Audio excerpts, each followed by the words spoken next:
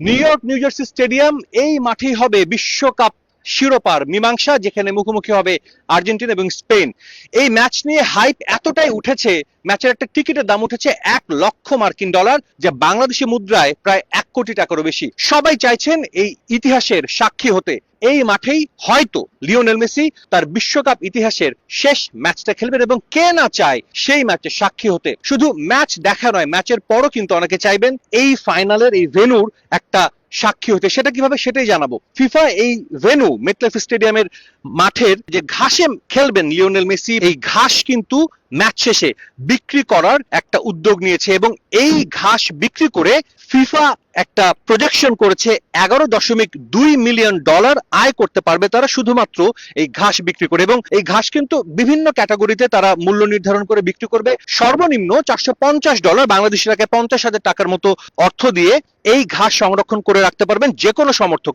ভোগান্তি ভুলে চলে আসুন রিগালে, ওয়ারেন্টি সহ স্টাইলিশ কালেকশন নিয়ে রেডি রিগাল ফার্নিচার। তবে এটা আসলে কোনো দোকানে বা কোনো শোরুমে বিক্রি হবে না। এই ঘাস যদি কেউ নিতে চান, তাদেরকে অনলাইনে প্রি বুক করতে হবে। প্রি বুক যারা করতে পারবেন শুধুমাত্র তারাই এই ঘাসের কিছুটা অংশ পাবেন। এবং শুধু $450, যেটা সর্বনিম্ন, এরপর 900, এরপর 1200 এবং সর্বোচ্চ $3,000 পর্যন্ত বিভিন্ন ক্যাটাগরি রেখেছে ফিফা।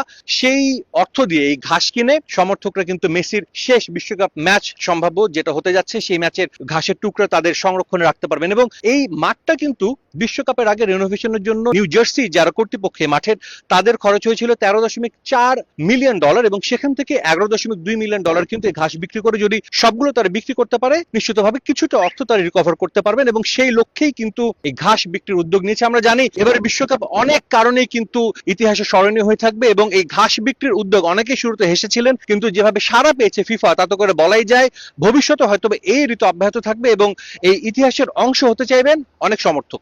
নিউ জার্সি থেকে সাজিদ মুস্তাহিদ, সময় সংবাদ, যুক্তরাষ্ট্র।